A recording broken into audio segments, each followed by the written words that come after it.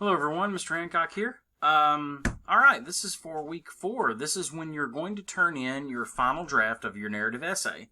This is going to really apply to any unit. If you haven't noticed already, the pattern that we're going to do for every unit. You're going to take the first week of the unit to prep and plan. Then typically on the second week is when your outline will be due. The third week of the unit is when your rough draft will be due. And then on the fourth week is when your final draft will be due for that paper. I've had a lot of students ask me about where can I turn in my paper, where can I do this, and that's a good thing because everybody's proactive and they want to get their stuff done, and that's a really good thing. But please understand that the writing process is very important here, so we go one step at a time. So if you go and look in week 2, there's nothing you're able to turn in but your outline. Same for week 3 for your rough draft. Now week 4 is when we need our final draft turned in. So what are we going to do for that? What you're going to do now is go back to week 3.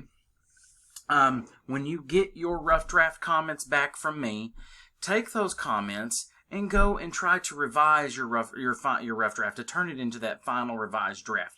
Check for grammar, check for punctuation, make sure all your formatting looks good, make sure all your parts of your essay need to be, they're lined up and looking good and everything like that.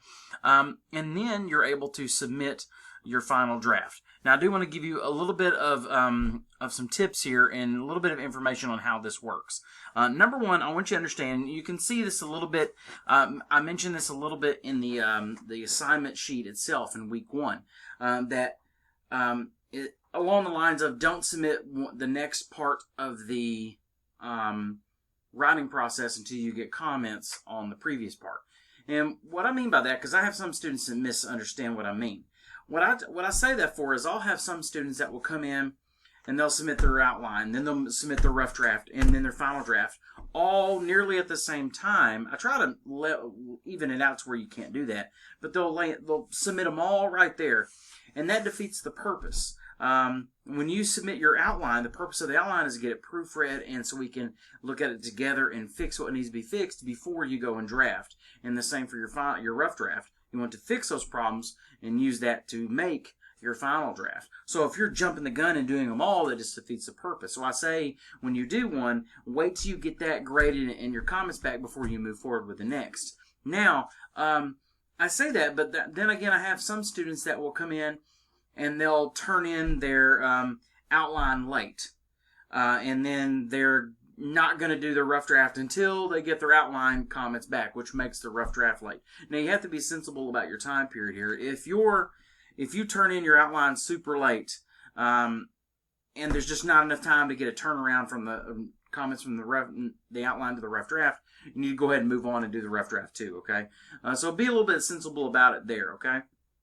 Also, I want y'all to understand the purpose of going through the writing process and the purpose of getting comments back and everything. First of all, yes, it does help you with your paper, and it can help you get a better grade and things like that. It definitely will help us catch problems, major problems, to save your grades. But the one thing that it does not do, it is not for me just to tell you what to fix so you can make it 100%. That is not the purpose of this, and I have a lot of students that think that. They'll get their rough draft back. They'll fix just what I tell them to fix, and then they think they're going to get an A, and say they come back with a C or a B. They're mad at me. I did everything you told me to do. I fixed everything you said, and I still got a C. Why? That's because the purpose of the main purpose of the writing process and going through those drafts and me taking a look at them is not for me to tell you what to fix to get an A. It's for me to help you and guide you in your proofreading journey. So when I look at your rough draft, I may look and say, hey, you're missing commas in this situation here, or you have run-on sentences, they need punctuations. I'll give you a couple, but I'm not going to mark them all. And the purpose is I want to tell you what they look like so you can start looking for them and identifying them, and you can go find the rest. It's an exercise, a proofreading and editing exercise for you more than anything.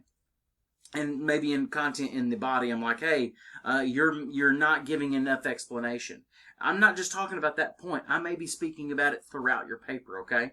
And I might be very vague on some content or some comments like your MLA headers are incorrect, Well, how are they incorrect? Well, that means go look it up. Not to sound rude, but it just means that means for you to go to your typing requirements and compare what the example and the instructions say compared to what you are putting in your paper. So it's good for you to go. It's for you to go find out. It's for you to go investigate and learn.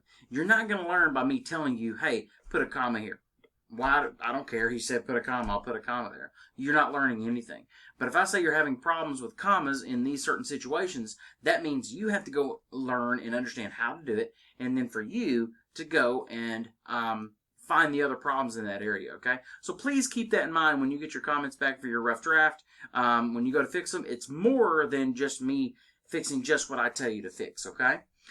So please keep that in mind. Now, let's take a look really quick here at a couple things. Submission for the final draft is exactly the same way. You will simply go in and you will submit your paper, and just like you've done for your outline, just like you did for your rough draft. And when the final draft gets graded, you'll notice on this one, I don't have it set up just yet, so I'm not going to show you. I do have a video on reading rubrics, and I'll post that shortly. But when you go in, you'll notice that you will have a rubric. And that rubric is broken down precisely as to where your points will go. It will have generic comments attached to it. So in all the categories, you'll have a grading scale, and they'll all add up to out of 100 points. And all the areas have comments in it, like, why did you mark 8 out of 10 in this category? It tells you why. And if it's anything more specific that I need to mention, there's a little bitty section for me to have added comments, okay? So typically, I'm not going to have a bunch of really deep, in-depth bubble comments inside the rough draft like I would, or in the revised draft like I would the rough draft. Well, and the reason is, while I'm not going to waste my time, frankly, typing tons of stuff when a lot of people aren't going to read it, I want to save that for the people who really want to know. So some of you may just want to see the rubric, and that's good enough. The comments in the rubric, the numbers, that's enough for you to know what to do to fix it, and you're fine and happy with that. Some of you may want more. So what this does is it puts the initiative and everything in your lap to ask me, hey, Mr. Hancock, I got a 5 out of 10 on my grammar. What am I missing? Now that you've taken that initiative, we can have a conversation, and we can go deeper into your paper and look at those things, okay? So that's why I do that. I do that kind of on purpose in that sense, all right? But you'll be able to, as soon as I grade it, it'll be out of 100 points. It'll show up in your grade book. You can go straight to it and look at the rubric right there, okay? And like I said, check in week 4. I'll have a video on how to read your rubric as well, okay? Now, before we go any further, I wanted to show you, again, I'm going to go to week 3. And I wanted to go down here to the narrative essay example. Now, I've kind of mentioned this. I brought this up. I showed you this stuff before. But I want to show you a couple things again really quick. Now is the time when you want to go in and start really doctoring up your introduction and conclusion. And I've said this before, but I want to mention it again. My introduction and conclusion is about the last thing I'm worried about when it comes to writing my paper. And as a matter of fact, if you go back over, I'm going to go here to week 1. When I go over here to week 1, you'll notice I have a handout here that says Introductions and Conclusions for Narratives. This is good. This gives you like do's and do nots for your introduction. Really pay attention to the do nots. That's what's really going to help you strengthen up your introductions and your conclusions. It does the same thing there, okay? So you go back and look at that, read that, and that's really going to help you. But what I say is when it comes time to writing this paper, for your outline, a thesis is all you need for your intro and your conclusion. Even when you start drafting, I say during the rough draft, the last thing I'm going to worry about really drafting up is going to be the intro and conclusion. I want my thesis and use that to build my body. Then once I get my body done and I'm comfortable with really going where it needs to go, now I'm ready for my intro and conclusion. And that's because your intro and conclusion are building up and letting the reader know precisely where you're going to go in the paper. Get the paper done so you can much more accurately express that and really push your lesson. After you've just really processed and wrote out your body, it's so much easier to do your introduction and then your conclusion. So that's the last thing I usually worry about in my rough drafts. And then when I move into the revision part, before I turn in my final draft, I really go in and I double check my introductions and my conclusions, okay? So With that being said, back over here to this narrative example. Let's look at the introduction, then we'll go right down and look at the conclusion. That's a technique I use. I'll really pay attention to one and kind of go back and forth and compare them. They are different, but at the same time, they're both kind of accomplishing a similar goal. So, it was supposed to be the biggest night in town. I prepare for the best party ever. See, right there, boom. That would be... Typo, just missed it. Ever, with a new pair of shoes, haircut, and new cologne. After my high school graduation, the entire class was going to have an insanely entertaining party at a place called the Weir. That was really a place where I grew up.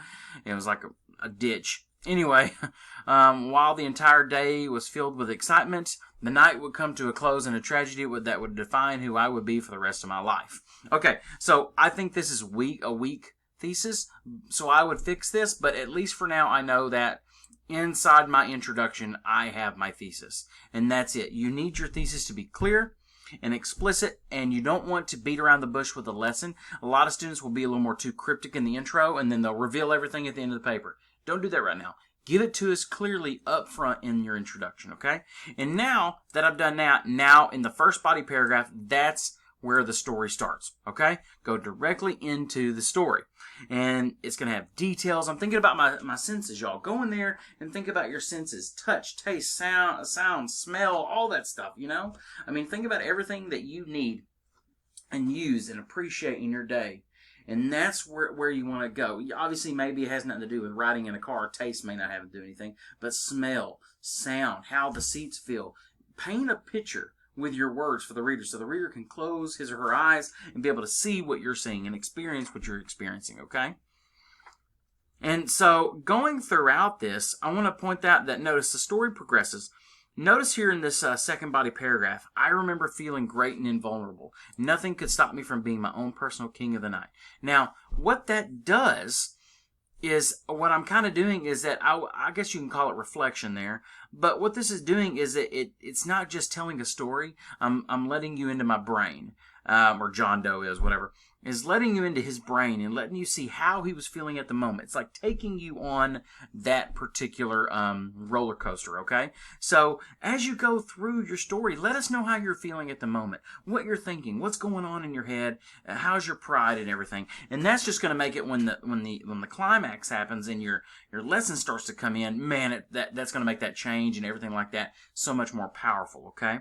And the same thing as we go on. Now, one thing I said I was going to do and I skipped, I was going to read your intro and then the conclusions. I'm going to do that really quick. But there it is, and then like I said, this was a very small essay, but it's still, go back over my old videos. It explains you need 4 to 5 body paragraphs. But this gives you a good example of how it should look. All right. There are your headers, MLA formatting, introduction, multiple body paragraphs, and then your conclusion. So again, intro. It's supposed to be the greatest or the biggest night in town. I prepare for the best party ever with new pair of shoes, haircut, and new cologne. After my graduation, the entire class went to have an insanely entertaining party. It was a big night that changed into tragedy. Okay, conclusion. The night ended up being a night that changed me in many drastic ways. Notice it kind of says the same thing. I am now confined to a wheelchair and cannot drive anymore. My friends are all fine, but I still have a major guilt. So notice it's not just ending the story there. It's kind of showing us what happened afterwards. It doesn't go deep into an extra story, but it takes us and shows us where you ended up and how that lesson really still affects you, how that lesson is applied, how that lesson goes beyond just the story, okay? I'm just thankful that no one died. And so read that. I'm not going to read it to you right now, but look at that. Study this intro, or the intro, study the conclusion. Study the intro, study the conclusion. Read your intro, read your conclusion. And going back and forth like that can help you see, wow, I'm so much more detailed in my conclusion than I am in my intro. Or, wow, I'm really clear with my thesis in the conclusion than I am in the intro. It shows you what you can fix in those areas, okay, y'all? So that's it. Video's over. Please make sure you get this thing nice and prettied up, ready to go. Make sure you stick it directly into the assignment. Upload it as in the correct file format. Do not wait till the last minute. If you're late turning this in, you risk losing 10 points right off the bat for being late. So don't wait till the last minute. And if you have any questions, y'all start early. So if you have any problems, you'll have plenty of time to get a hold of me. Okay, y'all? Alrighty, that's all I have. Thank y'all very much.